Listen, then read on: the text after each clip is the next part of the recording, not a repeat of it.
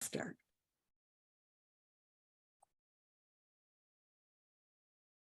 Welcome to SAC's April edition of Genre Stories. Tonight's genre is historical stories, and this is, of all genres, I think my favorite, except for maybe personal stories. I love those too. But historical stories give you such a wealth of information. You find out about people and events and places that you might not have found about any other way. Now, genre is the brainchild of Ed Lewis, who's on the SAC board. Do you want to spotlight Ed for just a second there, Andrew, and we'll let him take a wave? So Ed has been the producer of genre for going on 3 years now. We'll start our 4th season in August. So great thing that you did here, coming up with this wonderful idea, Ed. Super.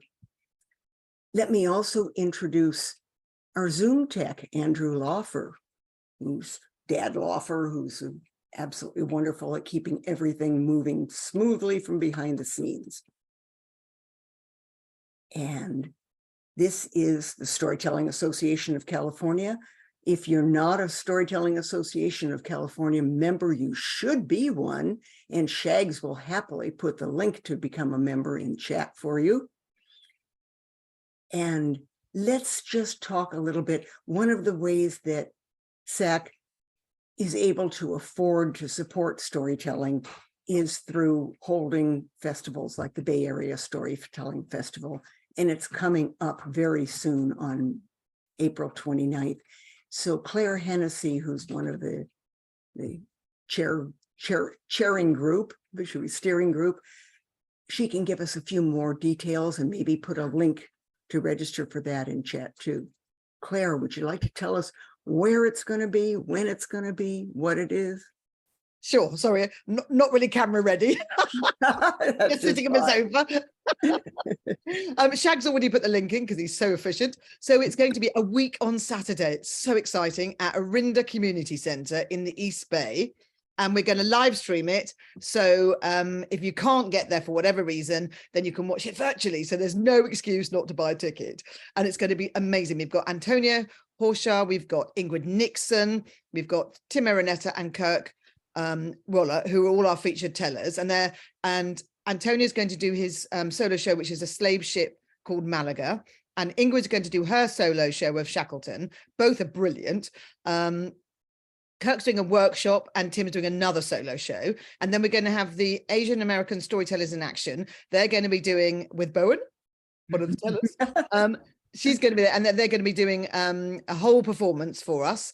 We've also got a remembrance performance for Beatrice Bowles, who was a very well-loved storyteller who died, unfortunately, over the pandemic. And we just got lots going on, and we've got a silent auction, we've got merchandising. It's going to be amazing. You have to come. I hear some youth are going to be there too. Oh yes, sorry, I forgot about it. Yeah, Brandon Spars, one of the board members of SAC. He's got some of his kids coming, and also Kirk Waller's got some of the kids that he teaches, and they're going to be doing a whole youth performance, and there's going to be an open mic. So there's so much, something for everybody. So come along. It's you can see Shags has put the link in the chat. You can also go to this Storytelling Association of California website or the 6 Feet Apart Productions website, and all the information is there. You cannot miss it. Just go and find it. It's lovely. Going to be the best. Thank you so much, Claire. Wonderful elevator pitch. That's just great. Let's get started. I am so excited to introduce our first teller, Bowen Lee. She's representing Asian American Storytellers in Action. And the title of her story is Bowen Lee Plays Junko Tabe, the first woman to climb Mount Everest.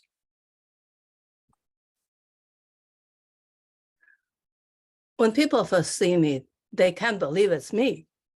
They're looking for someone taller. I'm only less than 5 feet tall. And they're looking for somebody who's big and strong, has maybe muscles.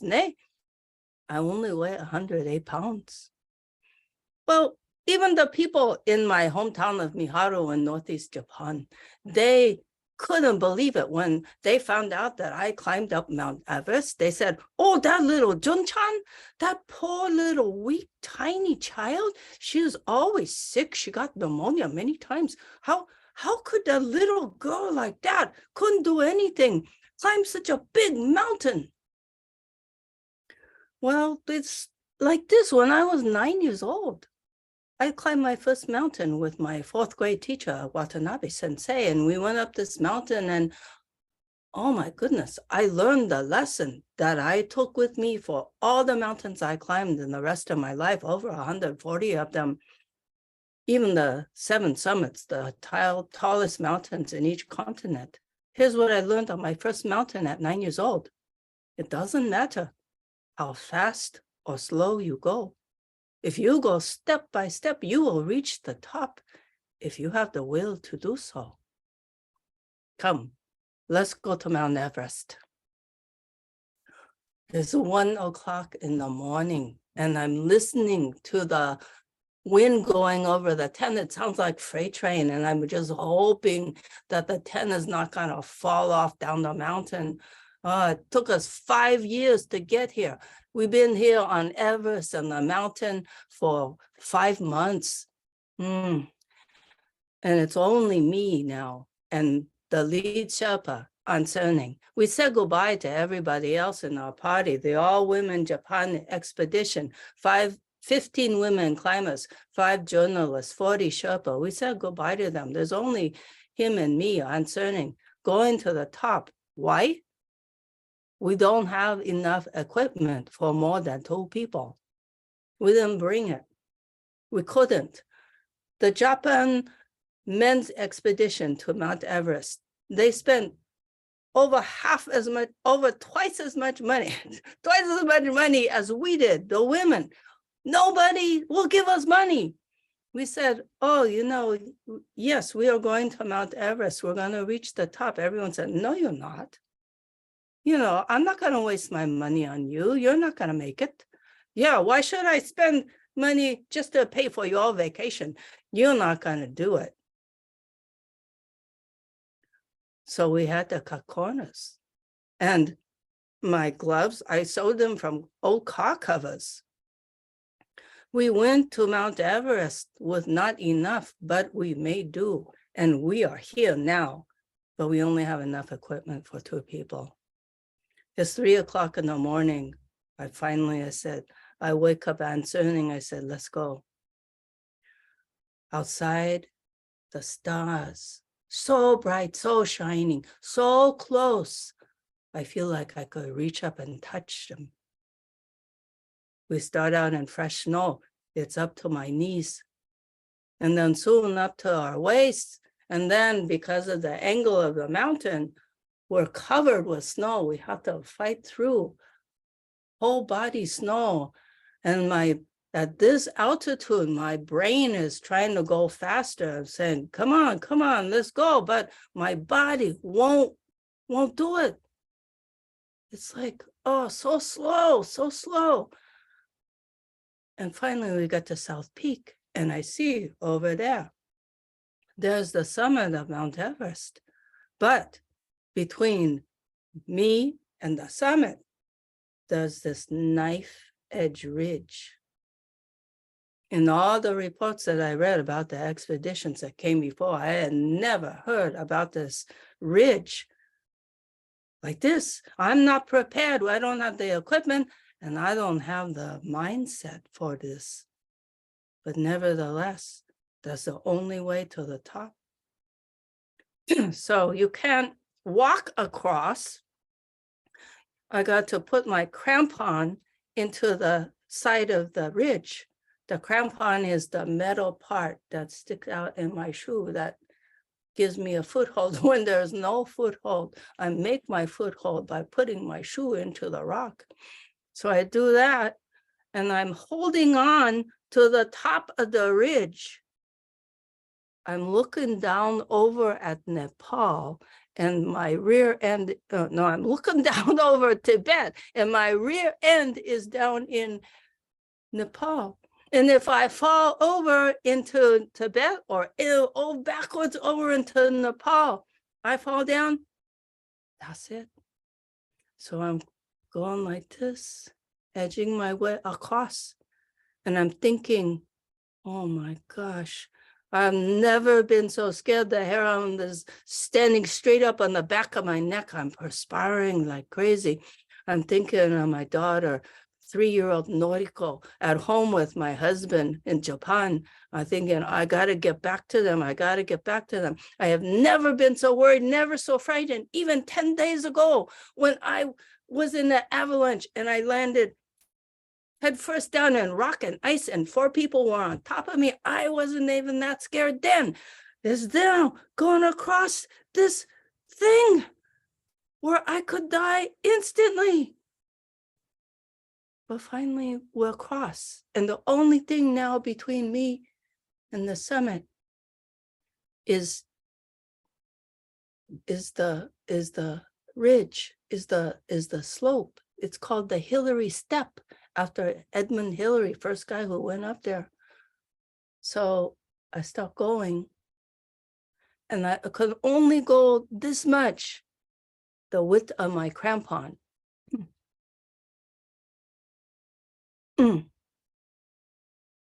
So it's like I'm crawling up to the top of Mount Everest, and I think I got to the summit, and then I look up and it's still up there. And so I keep going. And I look up and no, it's still up there. It looks like it's farther away. Oh, keep going, keep going, keep going. And finally, Aunt Senning says to me, we have nowhere else to go. This is the top.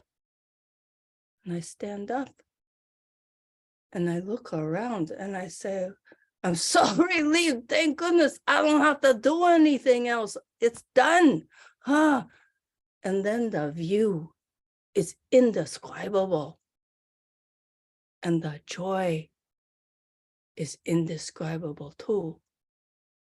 And if anybody tells you when you want to do something really bad, they tell you, no, it's impossible. Forget about it. You can't do it. You're going to fail. But you do it. You will have that indescribable joy. It will be all yours. Arigatou gozaimasu.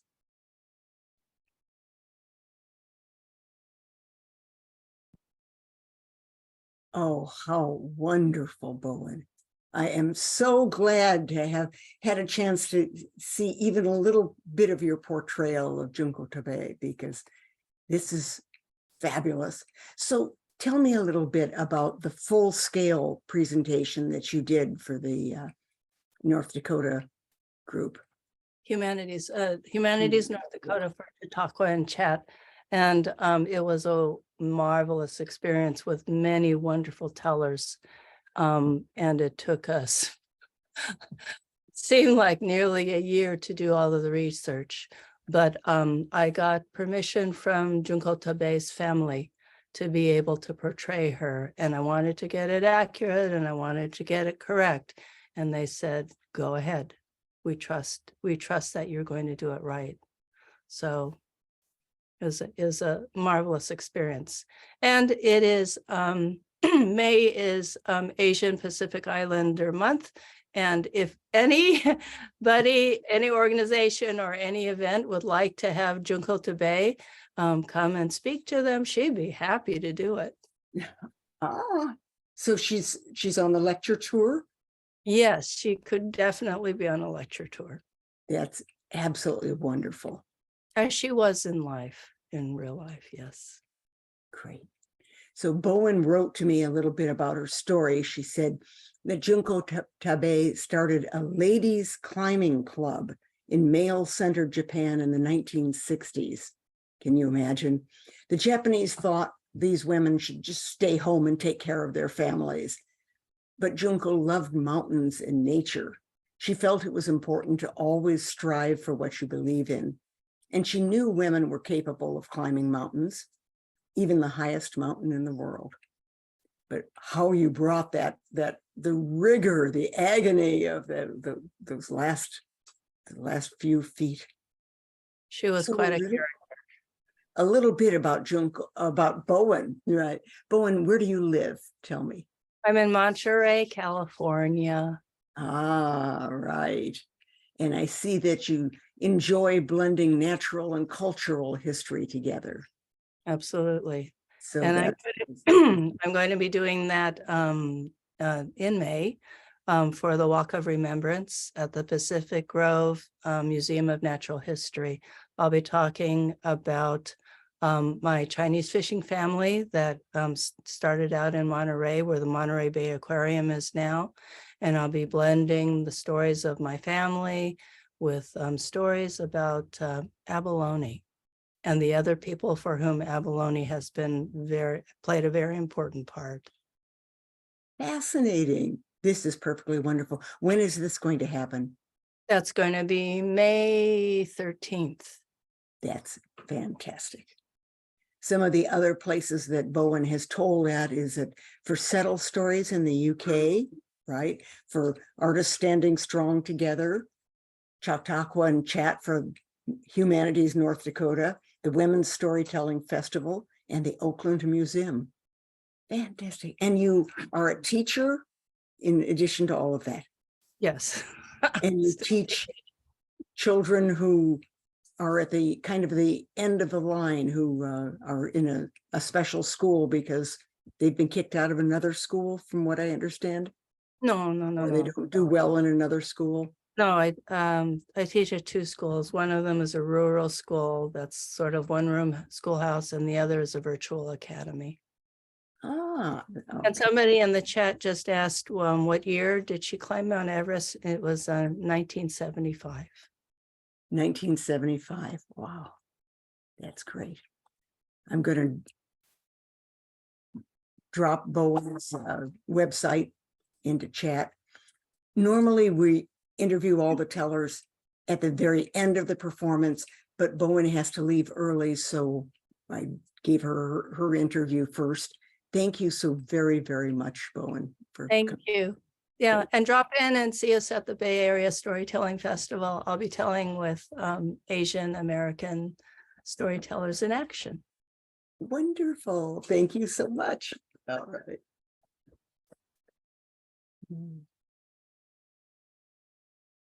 Our next storyteller is a newcomer to the SAC stage, a virgin, as my friend Larry calls them when they show up in strong words. Brenda Haynes is from the Tell Me a Story group, Barbara Clark's group, and her story is called A Hero Comes Home. Let me read you a little bit of introduction for it here. This is a story about a beloved son, neighbor, and friend who returns home to be celebrated after serving 3 years in Vietnam. Please welcome Brenda Haynes with A Hero Returns Home. Thank you. Thank you. It's a pleasure to be here to share this story tonight. Private Eddie Hawkins Jr. was discharged from the Army after serving 3 years in Vietnam. His mother proudly taped a picture of her son to their front window and celebrated quietly with family. I was so happy and pleased to know that Eddie had made it home. I hadn't seen him yet, but I couldn't wait to celebrate him at the Saturday softball game that the community had planned in his honor. Early that morning, a crowd of neighbors from far and near had gathered. Mostly were there to celebrate him. But as it would be, some were there to try to help his mother, to get Eddie to come inside. You see, Eddie was on top of the 15-foot fenced high backstop where he had stockpiled bricks and sticks and unopened cans of Del Monte I could see him. I could see Eddie from my second floor bedroom window overlooking the big field. It was the big field that I had watched Eddie just a few years earlier star in the Saturday softball game with the other young teenage boys in the neighborhood. But there he was that morning, almost unrecognizable, sweating brow. His eyes were wild and fiery, and his feet were bleeding. And the fatigues he had on, they were torn and tattered and open down the front, revealing a long chain with dog tags that clacked and clamored with every move. And Eddie, well, he was threatening to unleash a barrage of ammunition of all of those that had come to celebrate him and those that were looking up at him and pointing and said, "Isn't that Eddie Hawkins?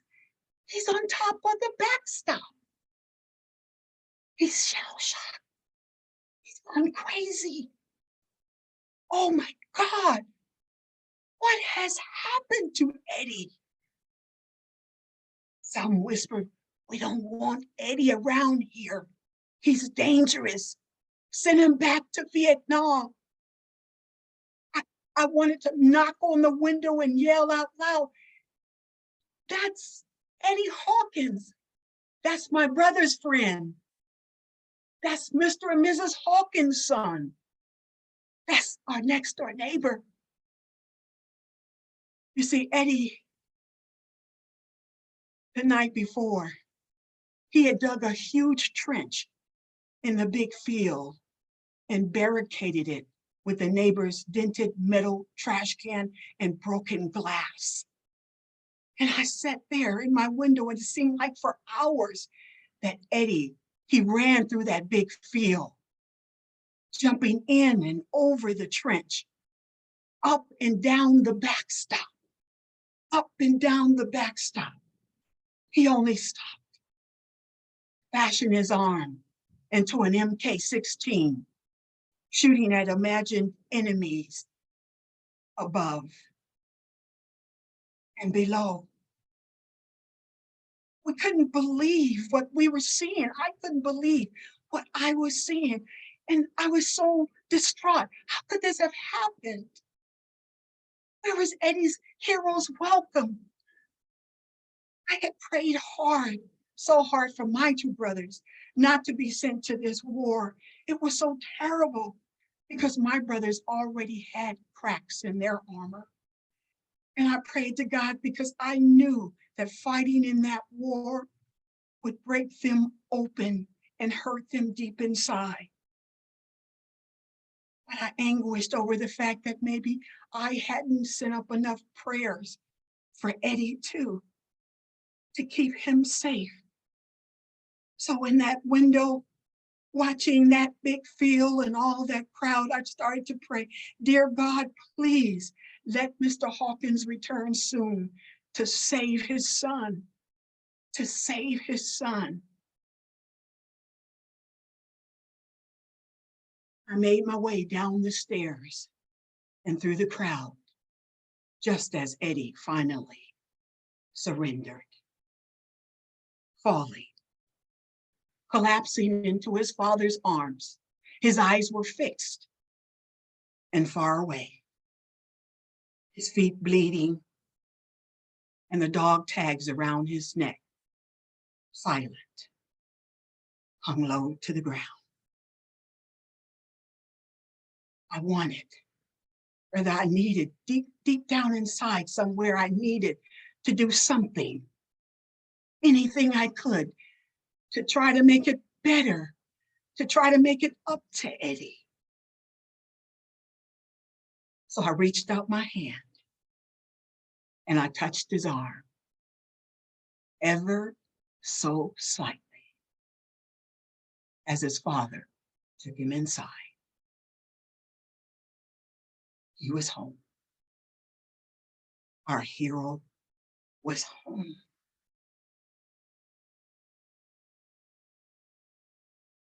Oh, say does that star-spangled banner yet wave?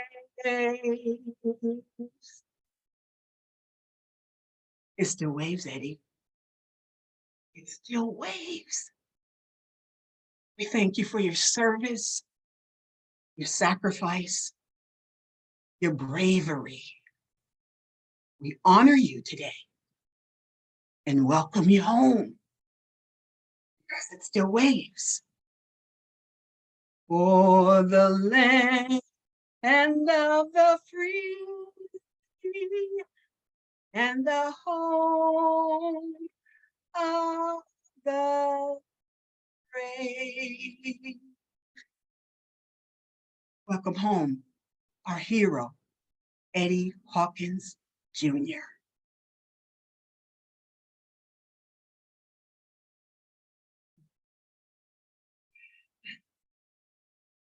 Thank you so very, very much, Brenda. What a powerful story. And that's how a personal story can tell history and make it so relatable. That's anguishing. It's still difficult, isn't it, for you to remember those days? It is. And, you know, I think when I tell the story, I feel like I'm welcoming him. I'm giving him his just due. I'm celebrating him, even though it was a long time ago in 1969, 1970, you know, during the height of the Vietnam War. And so many of our young men come home, you know, we send them off whole and they come home broken. And even though I wasn't, there was no one in my family that really celebrated, that were in part of went to Vietnam, but some way it's always touched me to see that event of Eddie. But when I tell the story, even though it's sad, I feel like I'm honoring him and I feel happy that I did my part. Great. We'll talk more at the end of the program. Thank you so much, Brenda. Thank you. Let's bring up our third teller today. We've had war. Now we're going to have peace. Our next teller is Angie Heiss from Mother Lode Storytelling.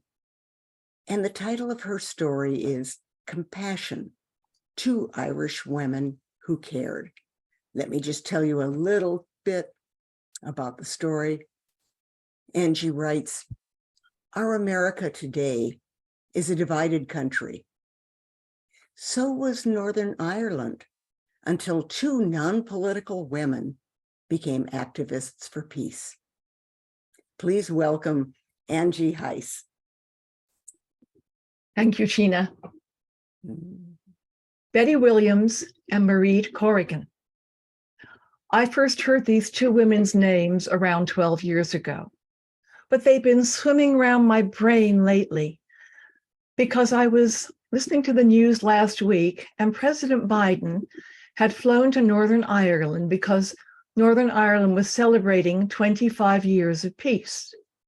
And when the president was a senator in 1998, he and a United States delegation had gone to Northern Ireland to broker this peace. And I thought, but wait a minute.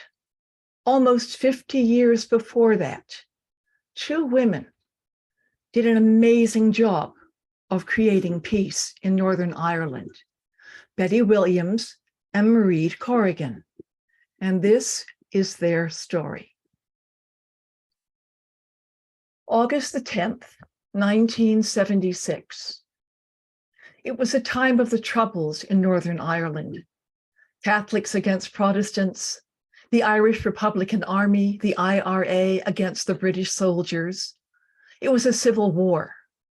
And at the end of it, 3,600 civilians would die, many of them children.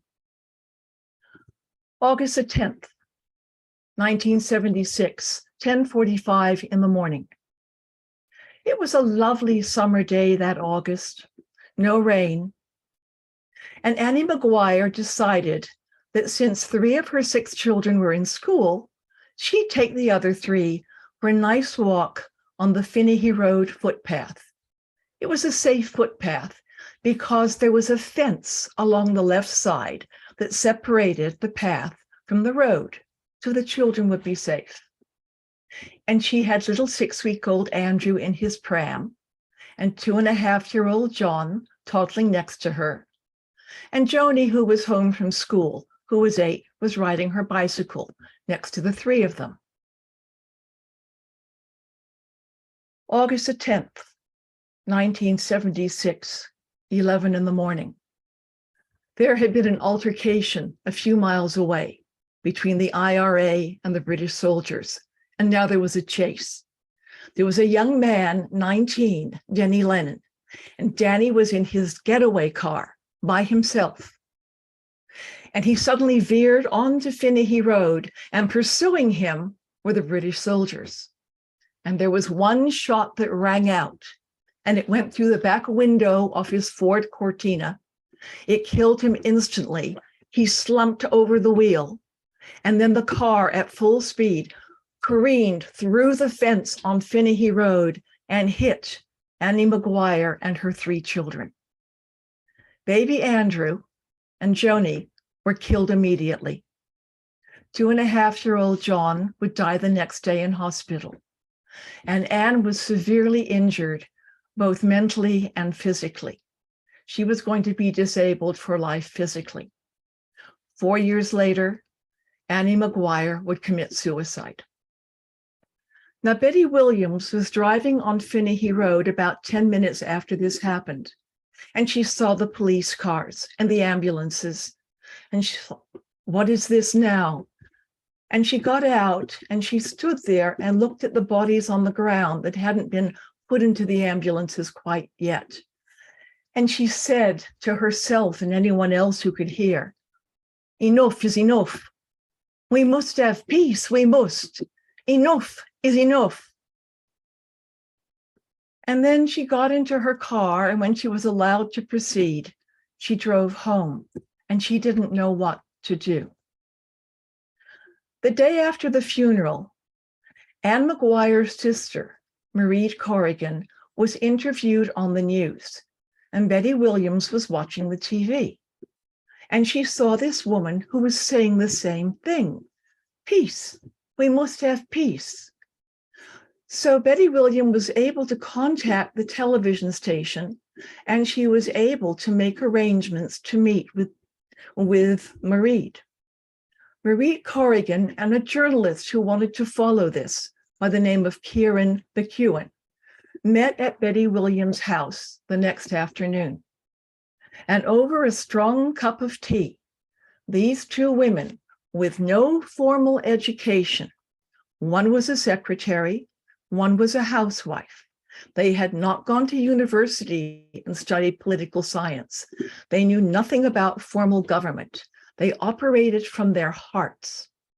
And these 2 women formed the National Irish Movement of the Peace People, which became later known just as the Peace People. And they decided right away that one of their tenets would be, you can't change people's minds with bombs. You can't change ideology with bombs. You have to have humanity above differences, nonviolence, non-killing. You need respect, conflict resolution, and dialogue.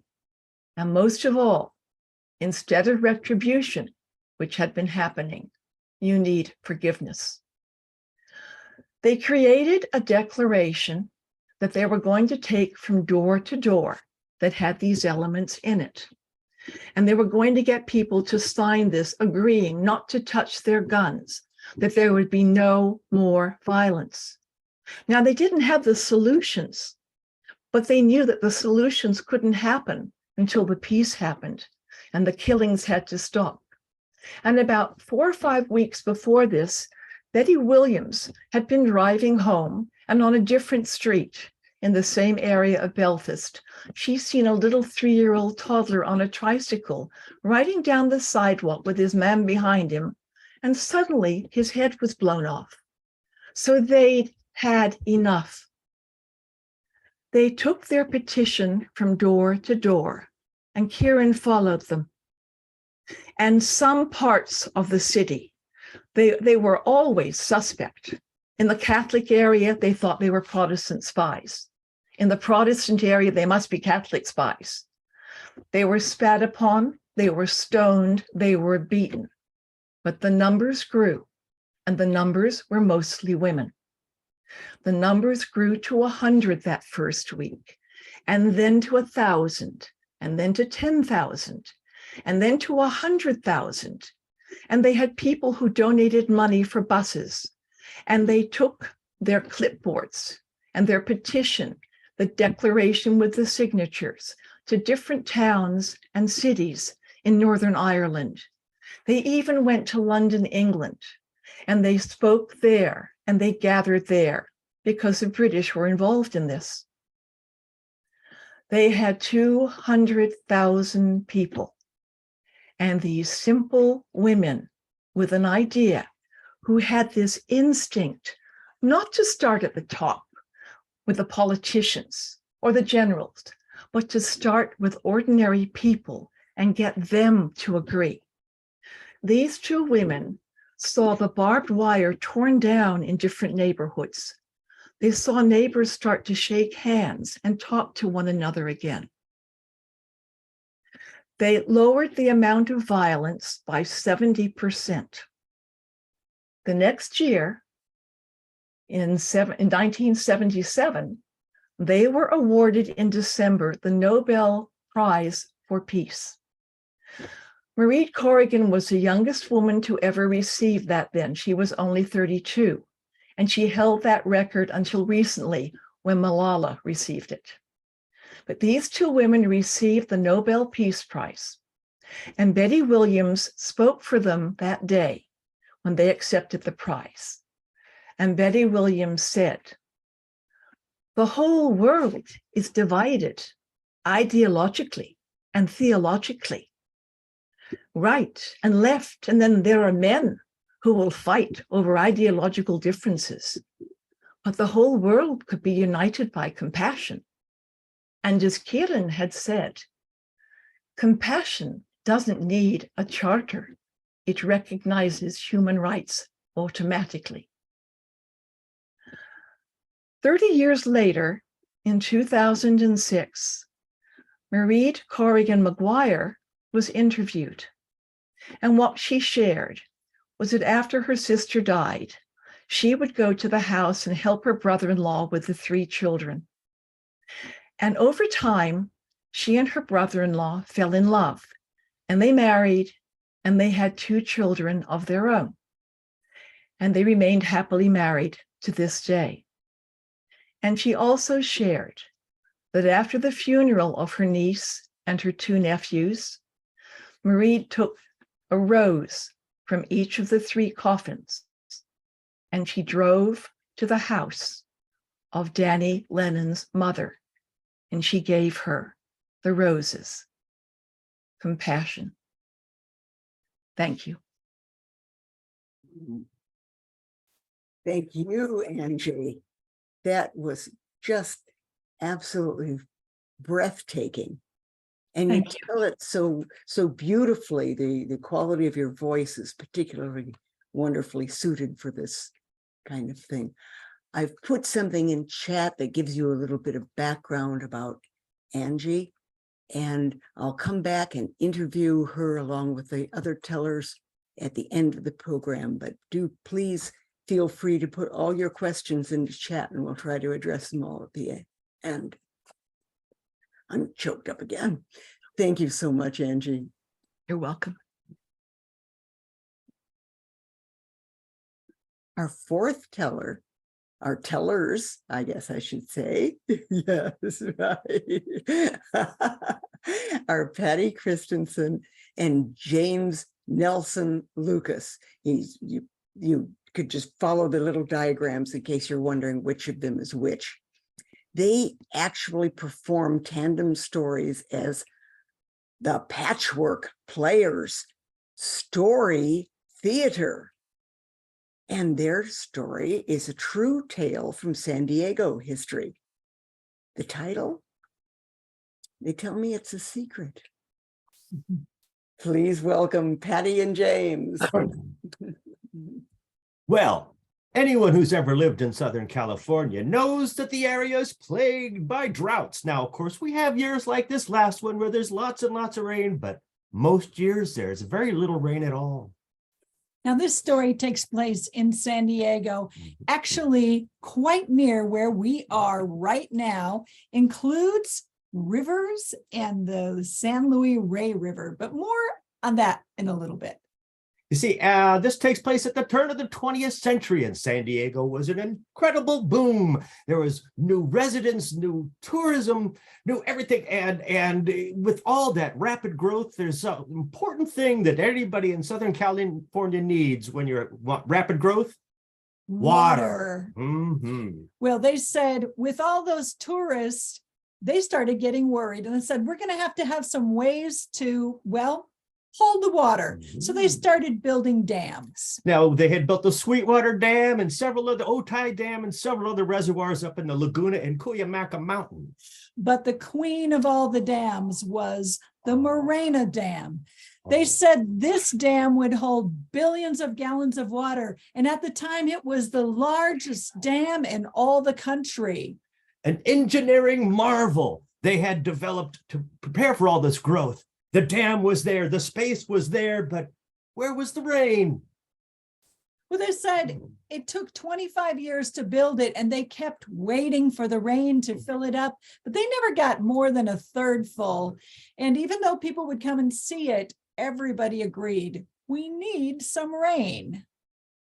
Well, this was great concern to the city fathers. You see, like as I said, all this growth was happening. The 1915 was the year that the Panama Canal opened, and San Diego hosted an exposition, the California Panama Exposition, which got a lot of side people from the World's Fair in San Francisco, but it was a huge tourist draw. So it was held in Balboa Park, but people started getting very worried, and they decided to do the only thing you could think of. They went and petitioned the city council. Some of the people said, we need some rain with all those tourists. And they had read an ad of somebody who was an up and coming rainmaker. Yeah. So the Wide Awake Improvement Society went to the city council and said, we want to hire this rainmaker. This would be the end of our problems. I mean, we've got all the people from the fair. The Hotel Del just opened. It's the biggest resort in the world. We need some rain. So they held council and said, Mr. Charles M. Hatfield, Yes. What's your proposal? Well, I'm aware as a resident of San Diego that we are in need of rain. And in fact, the fine dam you built, the Morena Dam, has never been more than a third full. I propose to fill the dam. Well, how long would that take? I can fill the dam with water in less than a year. Well, that would be amazing. It has never happened. How much would that cost us? Well, to fill the entire dam, $10,000. Oh, $10,000. That's a lot of money. That's a lot of money. On the other hand, we really could use the rain. It's unlikely that it's going to happen. I'll tell you what, $10,000, but if I do not fill the dam, not one red cent. Okay, they took a vote and it was 4-1. They said, Mr. Hatfield, make it rain. So Charles M. Hatfield III and his brother Paul gathered up all of their accoutrement for creating rain from their family farm just a few miles from here at Oceanside. They dragged it all the way up into the mountains of Laguna Mountains to Otay Dam, where they set up their rain-making operation. Well, they set it up. And well, they built towers, they put a big vat at the top. And well, they said, Mr. Hatfield put a curtain around it so that all of those hangers on and the people who came to watch it couldn't see what his patented ingredients were in there. Reporters out there and people having picnics and parties, no one can see my So finally, on January 6th, climbed up and lit the fire. Chemical explosion shot high up into the sky. They said it smelled remarkably like Lindbergh cheese. Very stinky. So January 6th. No rain. January 7th. Still no rain. How about January 8th or 9th? Not a drop. But on January 10th, The rain began to fall. the heavens opened up and it rained. It glorious rained and it was so good. And well, it started filling up some of the Yes. rivers. And it rained and it rained. Well, it rained for nearly 15 days until that rain stopped and the deluge began.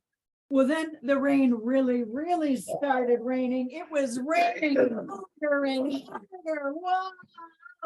They said the rivers were filling up and cows were floating. It was crazy.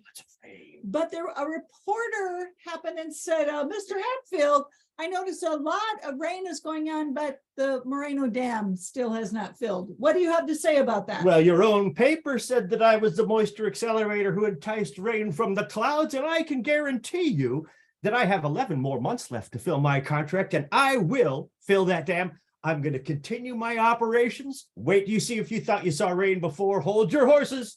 Rain's a coming. And he went up and he did some of his, stirred and kind of thing, lit it, and before you know it, it was raining even harder. Buckets and barrels. They said almost 30 inches one day. The rain kept on coming. The Moreno Dam filled up. The rain kept coming. And then at last it filled to the top and it burst. So the January the 27th, a 20-foot wave of water came down the mountains through Vision Valley down the San Diego River. 30-foot high power water, 8 miles an hour. It was so crazy. It was going and Destroyed houses and farms. And it tore out all of the telegraph lines. It tore out railway lines. they said they actually had to send the Navy in. San Diego was like an island. It was really a problem. Well, the Hatfield boys figured it stopped raining. Mhm. I think our job is done. That's we should right. pack it up. We filled the Moreno Dam. So they packed up their goods and they traveled back up here to Oceanside where we live. Well, they started getting ready to go down to collect their money. And then they started hearing the rumors and people. Oh. There were people who knew that the city council had brought in a rainmaker and they were mad. Oh, they were blaming all of this death and destruction on Charles M. Hatfield. So he decided best not to go downtown to ask for my money. So he sent his attorney. Yeah, his attorney said, okay, gentlemen, I'm here and I'm ready to collect the money. Mr. Hatfield not only filled the dam twice on over, you owe him $10,000. Well, turns out, as Patty said, people knew that the city had hired a rainmaker, and it rained indeed. So their lawsuits against the city were starting to pile up. Eventually, it was $8 million worth of lawsuits against the city for the damage their storm had caused. So at first, the city council said, we're absolutely not paying until someone had an idea. And they called Hatfield in and said, Yes. Mr. Hatfield, we've changed our mind. We are going to pay that $10,000. Well, it's certainly about time. I filled the dam twice over to be sure I did exactly what I said. Just have a little paper here to Yes. sign that you are going to accept liability for any damages. Ooh, I've heard that's like $8 million. Yeah. I can't accept that liability. I just want my 10 grand. Well, and so they said Charles M. Hatfield, he did a countersuit against the city, who sued him back. And eventually, well, the courts found after many years, the terrible flood of 1916 was an act of God. An act of God. So nobody got sued, nobody got paid, an act of God. It was no one's fault Mm. and no one could take credit. Mm. So it went on, but that was not the end of Mr. Hatfield's career. No, Charles M. Hatfield went on to continue bringing rain. He went back up to the Yukon, out to Texas, throughout the western states. Some people say he successfully completed 500 rainmaking contracts across the world. And they say that when he died in 1958, he took his secret to the grave. So nobody knows exactly what was in that special brew. Now, after a horrible storm like that, you might think hiring a rainmaker, that's the end of the story for San Diego. But 2 more more times in the 20th century, it came before the San Diego City Council. Perhaps we should bring in a rainmaker. But then memories of what had become known as the Great Hatfield Flood resurfaced and cooler heads prevailed. But his place in the history of the 20th century as its most prolific rainmaker was strong. We always remember Charles M. Hatfield, the the Moisture moisture Accelerator. Thank you.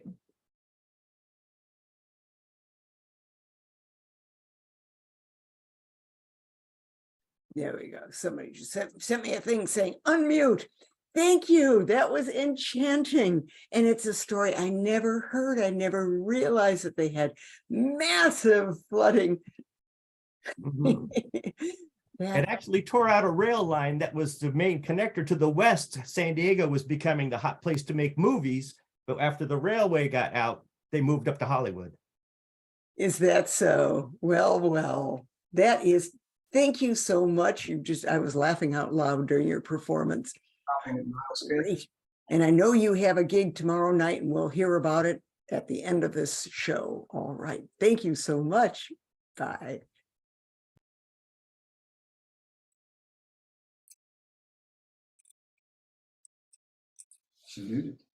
All right. I just sent a little bio for Patty and James. I thought I was hitting the send button and I hit the mute button.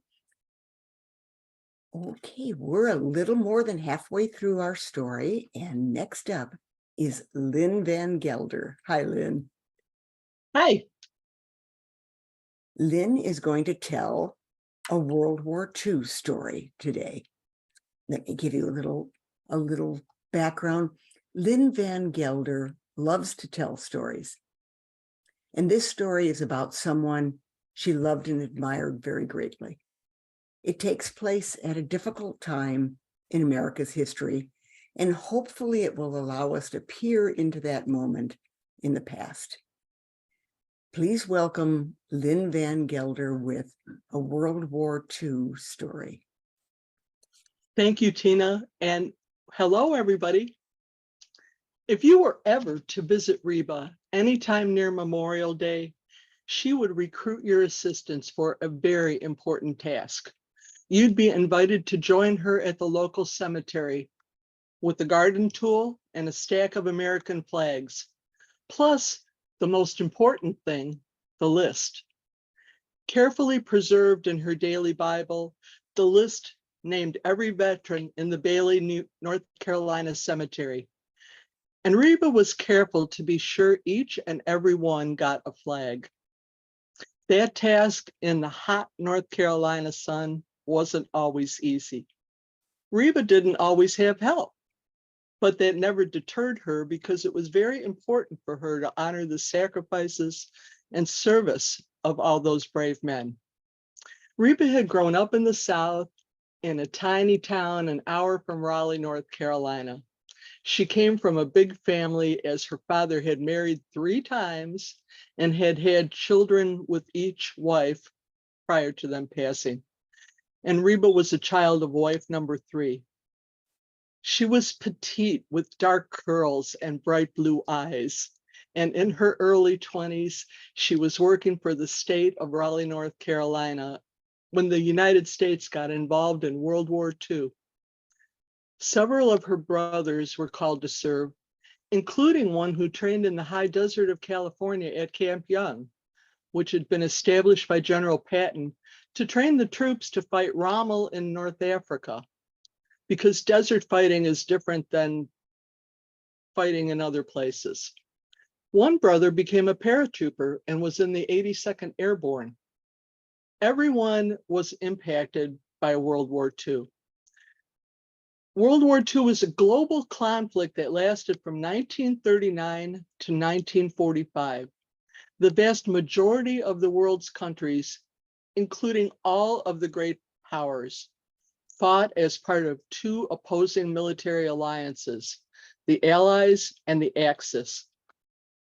Much has been written about every aspect of this war, and my story is only one of many, but it's personal because it's about our family.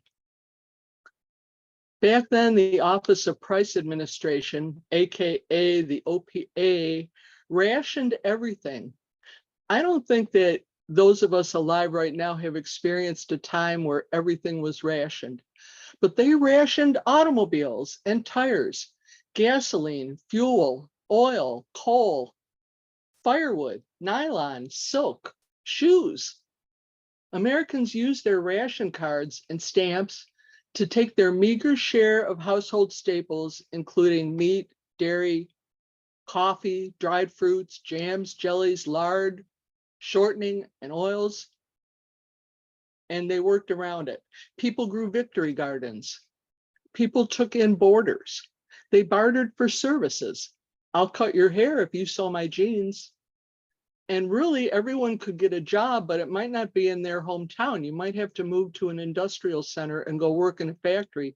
And it was an opportunity that many women, for the first time in American history, really took advantage of, and it changed America. Back then, though, the other things went on there were a little bit of fun, like USO dances. USO dances were common, and people wanted to support the servicemen that were leaving for war, servicemen and women, any way they could. So Reba attended those dances, and at one in 1943, she met Lloyd, who was an artillery communications instructor who had been stationed at Fort Bragg, responsible for training forward observers. There were a few challenges to their attraction.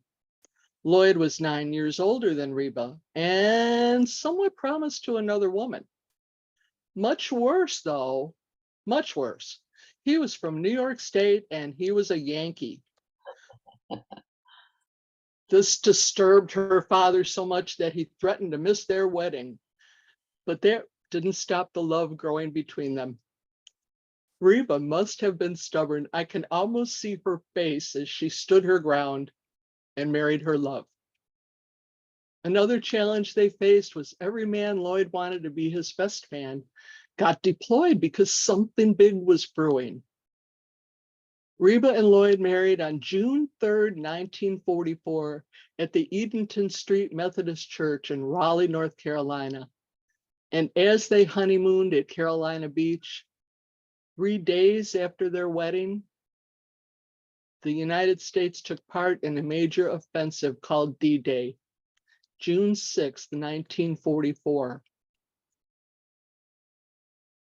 The airborne assault into Normandy as part of the D-Day Allied invasion of Europe was the largest use of airborne troops up to that time. Paratroopers of the US 82nd and the 101st Airborne and the British 6th Airborne and the 1st Canadian Parachute Battalion and other attached Allied units took part in the assault. Numbering more than 13,000 men, the paratroopers were flown to bases in southern England, to the Cotentin Peninsula in approximately 925 C-47 airplanes. An additional 4,000 men consisting of glider infantry with supporting weapons, medical, signal units were to arrive on gliders later on D-Day to reinforce the paratroopers. The parachute troops were assigned what was probably the most difficult task of the initial operation, a night jump behind enemy lines 5 hours before the coastal landing. The casualties of this offensive numbered in the thousands. Reba's brother Shelton was in the 82nd Airborne as a paratrooper, and Reba and Lloyd soon read in a newspaper that the 82nd had been wiped out. Soon the family received an official telegram stating Shelton was missing in action. And several months later, his status changed again from missing in action to prisoner of war. Shelton had been captured on D-Day and was held as prisoner of war in East Prussia from June 1944 until March 1945, when he was liberated by the Russians and had to walk 100 miles back to his own lines. Later, he said they'd been guarded by old men and young boys because No one else was left. He'd been allowed one postcard a month from relatives. When he got home, it took him several years to recover from what used to be called shell shock, but now more commonly it's known as post-traumatic stress disorder. They didn't deal with it too well back then. Thank goodness we've got better treatment these days, even though not every veteran experiences the help they need. And that's something we all should be aware of. What Shelton experienced and what the rest of the family experienced made Reba a lifelong supporter of the military and those who serve. That's why she always made sure those graves were honored. Reba and Lloyd were married for 38 years when he passed, and she took on many roles within her community after that, most notably as docent for her county historical society. Reba and Lloyd had one child, my husband, Jim. Since she's gone, we understand the Boy Scouts have taken on the responsibility to continue the tradition of putting the flags on the graves, and that really makes us happy. I feel very fortunate and grateful to be part of this family, and fortunate that Reba was my mother-in-law. She was one of the best people I ever knew. Thank you so much. Back to you.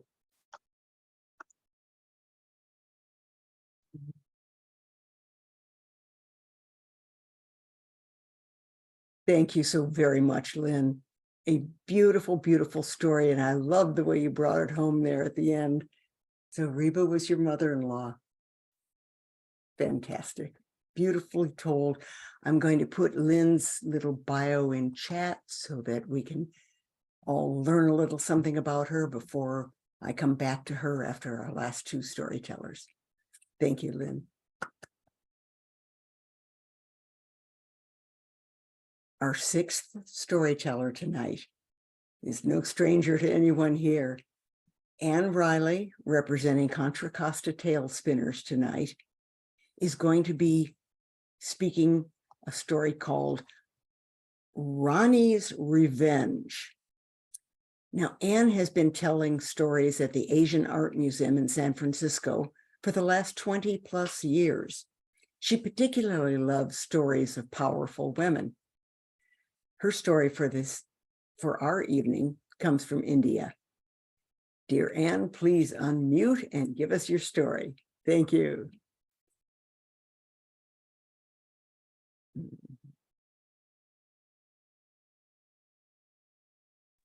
You're still muted, dear. I'm a technical idiot. Go down to the bottom. You got it? You can hear me now? Good. Okay, this is an old story from India. And I'm fond of it. In ancient India, there were a number of independent states. Banki and Kurda were two such states. They had a common border, and there were frequent disputes between them, which sometimes even led to war. Danjuraya, who was the Raja of Banki, he was a renowned warrior. He was a skilled archer and swordsman, and his queen, Sukadeva, was no less a warrior herself than her husband. Now, Banki was the smaller of the two states, and its resources in men and materials were poor. But Danjuraya's courage was such that he would yield to no one. One day, the Raja of Kurda forcibly occupied some of Banki's villages on the border. Bravely, Danjuraya marched forward with his army, and a severe battle ensued. But the small army of Banki could not resist the pressure of Kurda's heavy attack, and Danjuraya fought bravely, but fell into the hands of the enemy and was killed. When the soldiers of Banki learned that he had been slain, they just fled from the battlefield. Well, soon the report of her husband's death reached Rani Sukadeva, and her grief knew no bounds. and yet her eyes shed no tears. Instead, they flashed fire. Her counselors came to her and said, "Oh, our Raja's dead. There's no hope for us. Let us surrender to this enemy." "Are we cowards?" "Well, no, ma'am," replied her ministers, "but our army is small, and our Raja is no more, and you, O Rani, are almost only a woman. It is wiser to give Kurda a bit of our territory rather than to lose our entire state." "What? Is it true I am a woman, but do not forget that I am also a warrior. I will fight, and if need be, I will die fighting, but I will never yield even a small strip of land to the enemy. Didn't you all flee from the battlefield? Did my husband run away? No, he fought bravely and died there. If you are afraid, please, you may go home and hide under your beds. If none of you comes with me, let it be known that I, a woman, marched forward alone to fight against Kurda." Now, these brave words put courage into her soldiers, and they declared, "Well, if she's going to battle, then how can we stay behind?" And soon a small army led by Rani Shukadai marched forward against Kurda. You see, now, in the meantime, the Raja of Kurda was celebrating his victory. When news of this fresh attack reached him, he couldn't believe it. "Impossible! The Rani of Banki attacking us? How dare she, a widow, take up such a foolish venture? And soon after the death of her husband. Why, it's impossible."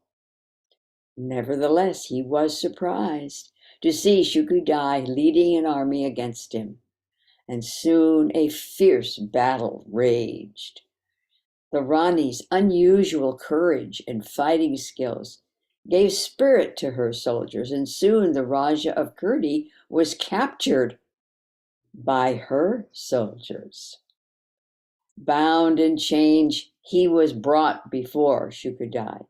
He was greatly ashamed to be brought as a prisoner before a woman, and especially a woman whose husband he had so recently killed. Surely, he thought, revenge is in her heart, and she will not spare my life. And then the Rani ordered her soldiers to remove the Raja's chains and set him free. And looking at the Raja, she said, "May you now return to your own state. No one here will do you any harm." Well, the Raja was astonished.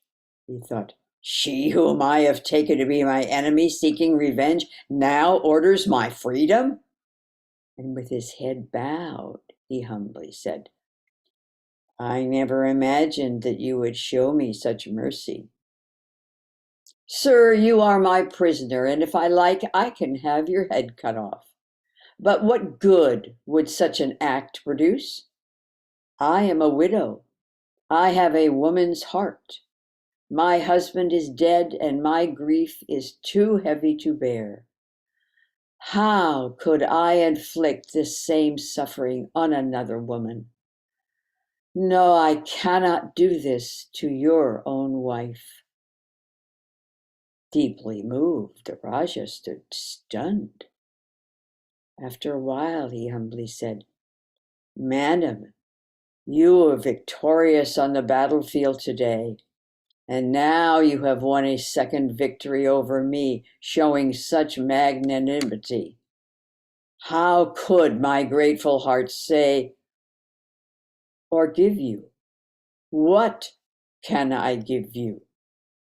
I remember forever indebted to you, and as a token of my gratitude, I vow that never more shall the swords of Kurda be raised against the sovereign state of Banki." And so it was. that these two states learned to live as neighbors with a common border, with no more warfare between them.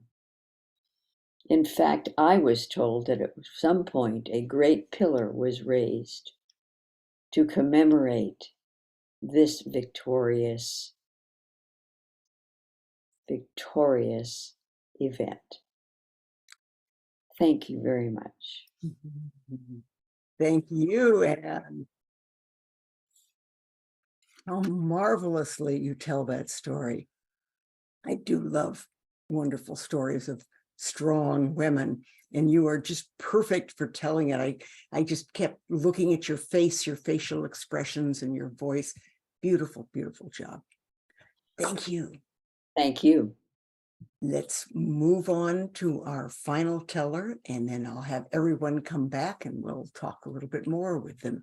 Let me send you a word or two about Anne there in chat. And let's bring up Sharon Elwell. Sharon is from Do Tell Story Swap, and the title of her story is The Warrior. Here's the intro. 4 words. Some wars are personal. Please welcome Sharon Elwell.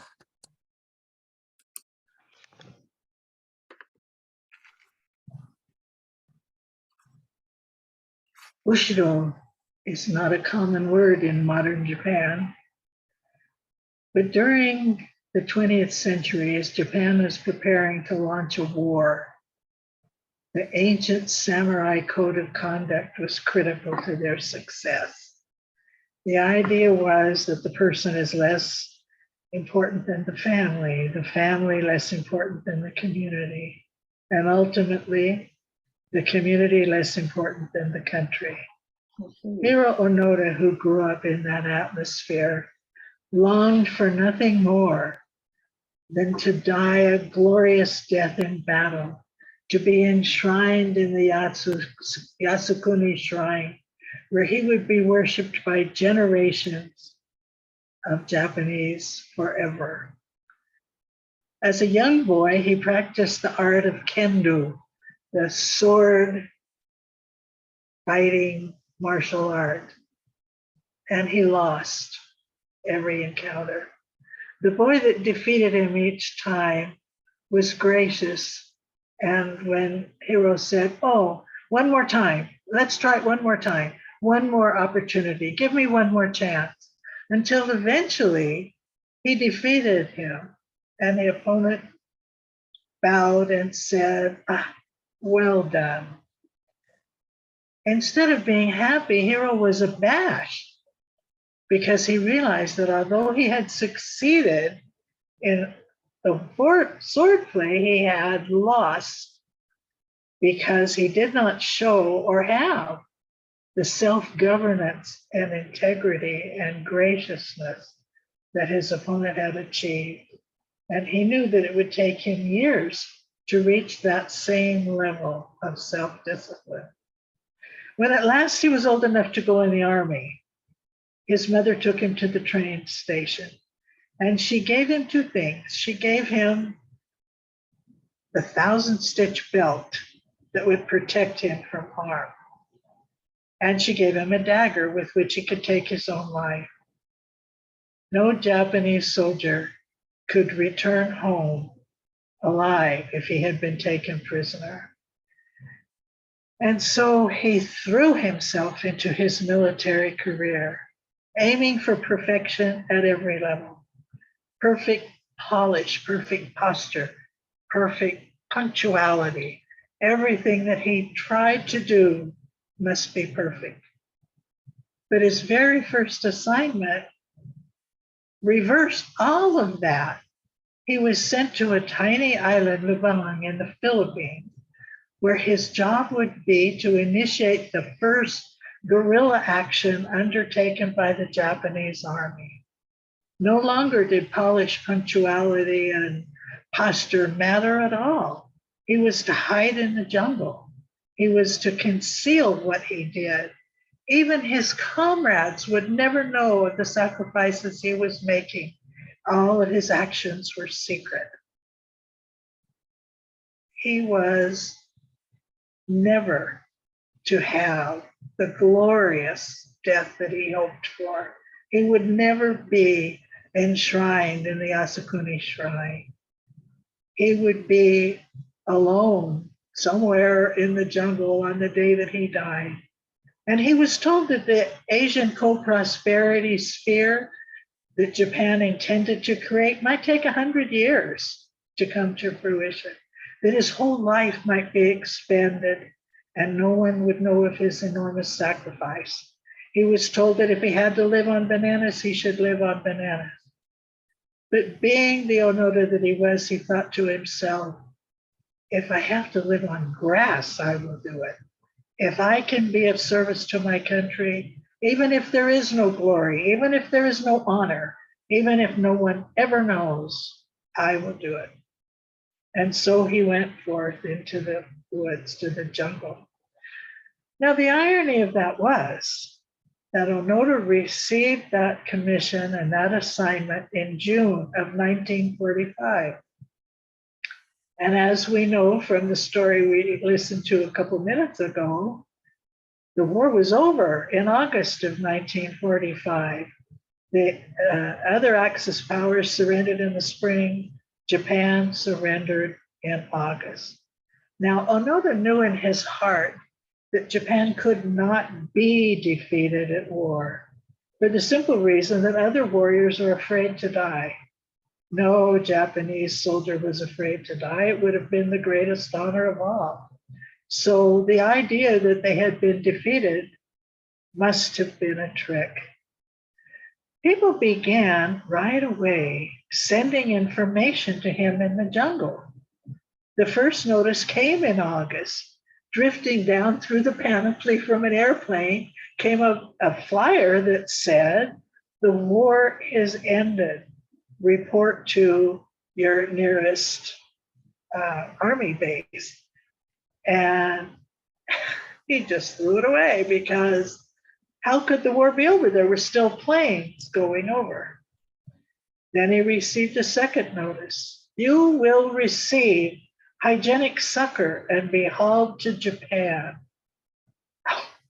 Who uses that kind of language? What in the world is hygienic succor? Whoever wrote that obviously is not a native speaker of Japanese. He disregarded that notice.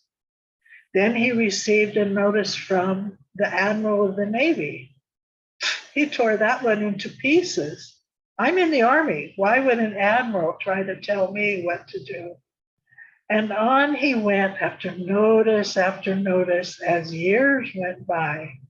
He eventually was even visited by members of his family. His brother stood on a hill with a bullhorn and sang family songs to him.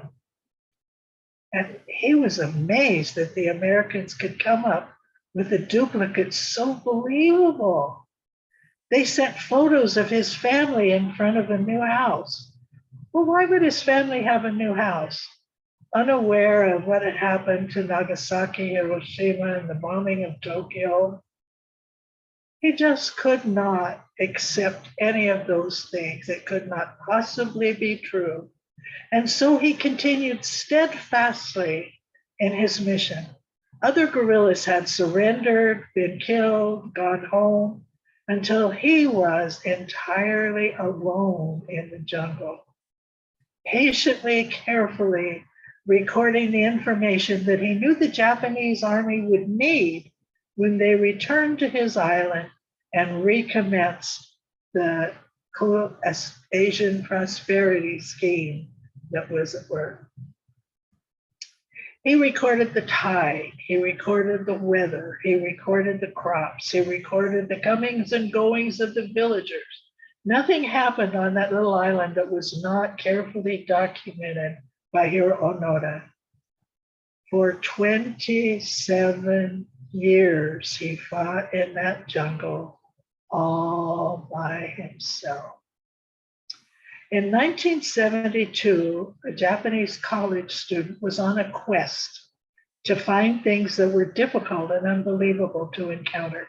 He was looking for a panda, he wanted to find a yeti, and he wanted to see whether Onoda actually existed and whether he was still alive. And so it was that one day Onoda walked into his camp and found a young man standing there. And Onoda later said, if he hadn't been wearing socks, I'd have shot him. But he held up his hands and said he was Japanese.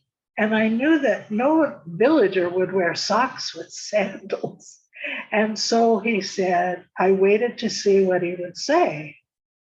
And what the young man said was, Onoda-san, the emperor is worried about you. And Onoda said, I'm afraid he must continue his worry, for I have never been discharged from my duties here, and I must continue my work. So now Suzuki, understanding the problem, when he flew home to Japan, informed the government that yes, Onoda did exist, and no one has ever discharged him from his military assignment. And so the government found his commanding officer, who at this point was a bookseller in Tokyo. They took his original uniform and wrote up a beautiful discharge summary paper and took it home to meet with Onoda. Onoda insisted on reporting all the things that he had done to the commanding officer. It took all night. And when they were done, he had received his discharge. Later he said, I thought I was doing something good for my country. It turned out I was just causing a lot of people a lot of problems. And when they offered him his back pay for 30 years of service, he refused it. I can't accept money for 30 years of a mistake. But when he went home to Japan, he was honored as a hero. And people said, the country may have lost the war, but Onoda won his. He went on to express his disappointment at his countrymen. They had been sloppy in losing the war. They were all becoming soft. And so he set up survival training camps for young people in Japan and went back to Lubang and set up scholarships for the youth there. And once again, spent the rest of his life putting his country first. Bushido. Wonderful. Thank you. Thank you so much, Sharon. What a fantastic retelling of Onoda's story. It's one of those Not that easy to things, say, but I yeah. never do that quite right. My husband's name is Jiro, but you shut the last O off. You don't double it. So I have a hard time with Hiro. Hiro, yeah. Thank you so much for that story. All right. Well, it's 8:26 and we've just finished with our storytelling. Andrew, could you bring up all the storytellers together? Can you spotlight them all at once? We'll only have time to put a few things in chat. Let me put Sharon's bio in there. I did want to ask, let's see, here we go. Brenda, why don't you tell us, maybe people don't know what Tell Me a Story is. So why don't you tell us very quickly, what is Tell Me a Story? Let's see. Oh, be sure to unmute. Yeah. So it says here, who is it? There we are. There you go. Yes, Tell Me a Story is a workshop conducted by professional storyteller Barbara Clark in Los Angeles. We meet weekly, and there's a group of 20 men and women that each week we gather and learn details on how to become storytellers. We share stories, we prepare stories for onstage performances, and we continue to celebrate each other as we become better storytellers each time we encounter with the great Barbara Clark. Thank you. Thank you so much. Okay. Angie, I wanted to give you a chance. I'm going to put your the document in the flyer for the upcoming show that you've got on Saturday. Do you want to give us just a word or two about that? Yes. And you also- Mariposa, once a year, though we couldn't do this during COVID, but once a year we do a large concert. And we invite some storytellers from out of the area to come and join us. And then the next week they go into the schools and they introduce our school children to storytelling, because we all know that there's so much of this and not enough of this. Yes. But Saturday night, I am so honored because I will be telling with Ann Rutherford and Norm Brecky, who are from Portland, Oregon. And they're a married couple. They both tell stories individually and together. They are the tellers in residence at this year's National Storytelling Conference in Jonesboro, Tennessee. But they're coming to Mariposa. So is Tim Araneta from the Bay Area. And the four of us are going to do a storytelling concert on Saturday night. And you're all welcome. Fantastic. All right. There's a flyer in chat. Do open it up and take a look for more details. And then you've got an event coming up tomorrow, haven't you, Patty and James? I just put Yes, something we in do. chat for you too. Yes, we do. We have actually a monthly show at our local meadery, our Viking Hall meadery. We do a third Thursday show, the storytellers, every month. And tomorrow we are telling stories that are local legends. So we're telling this one again. But it's going to be good. We also want to just do a shout out to something that's not our event, but it's something we're really happy is coming back, is the Southern California Story Swap is happening on Saturday, May 6th. And that's the, storytellers from kind of LA on down, and it's kind of the family reunion of storytellers. Has it been during COVID? We're happy it's coming back.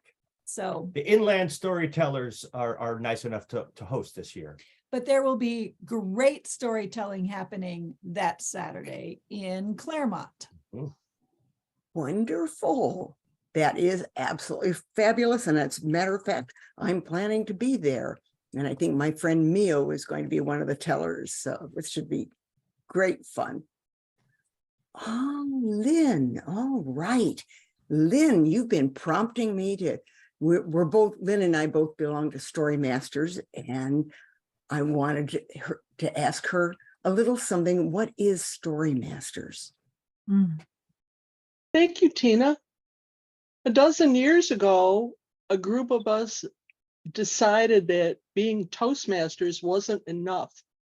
And we wanted to have a group that was dedicated to storytelling. And we decided to get together once a month and learn to be more proficient at storytelling.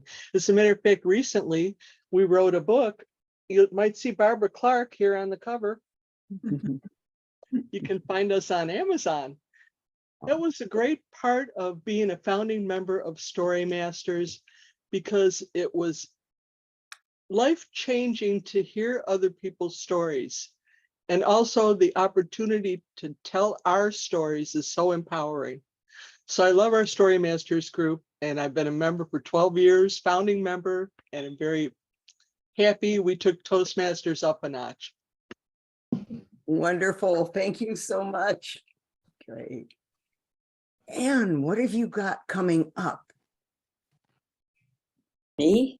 Yes. Anything coming up that you plan, or was this, I know you signed up quite a while ago for historical stories, and I'm sorry that you just found out yesterday that you were actually doing it. So congratulations on you for stepping up. That's real pro stuff. Thank you.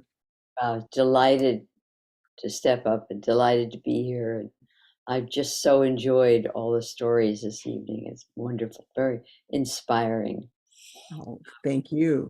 And it was nice for all of us to see Terry in the background there. Somebody remarked on how comfortable he looked. He's now very embarrassed that people noticed that he was there and who he was. No, that's great. We're No, he's delighted to have our audience. Sorry, Anna, I overtalked you. it's quite, he's embarrassed by that, but he's my magic man, so I was glad he was there. That's lovely.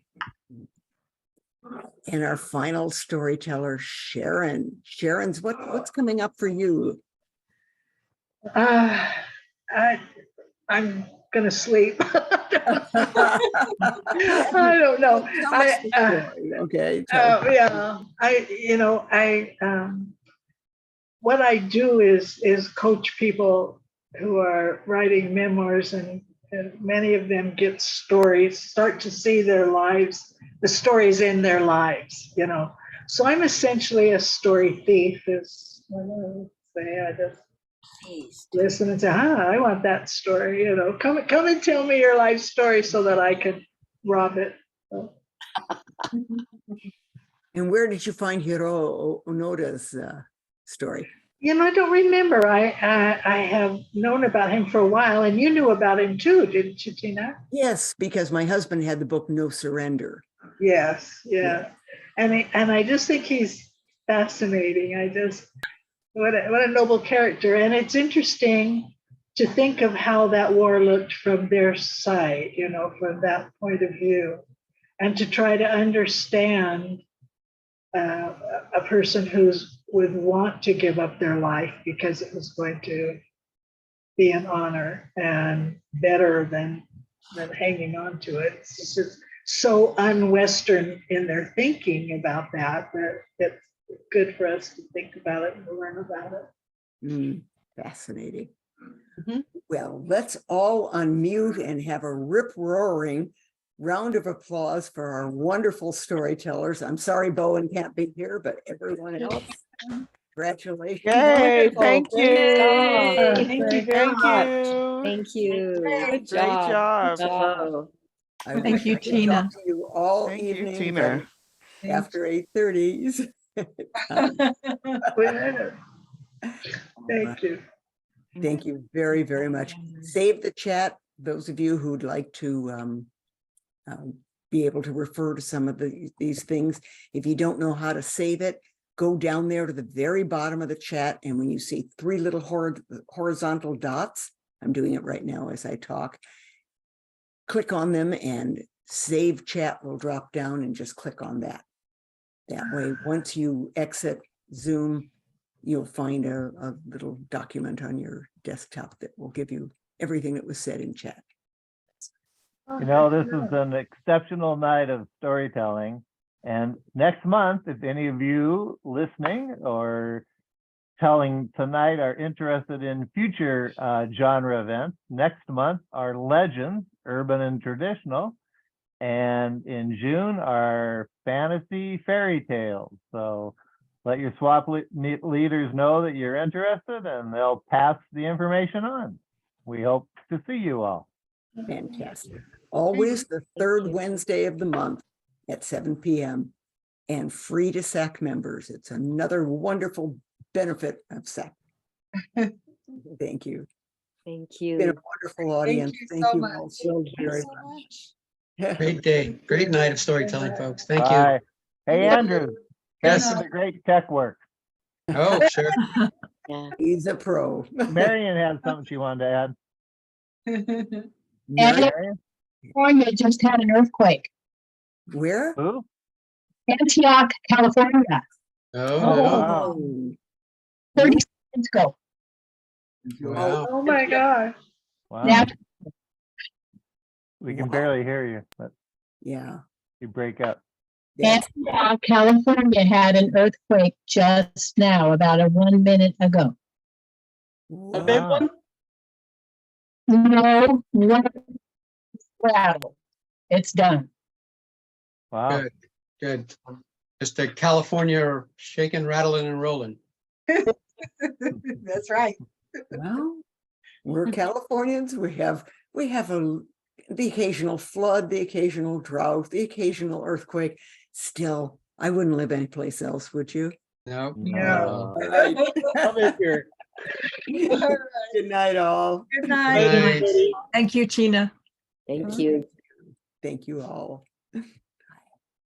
Let's stop the recording.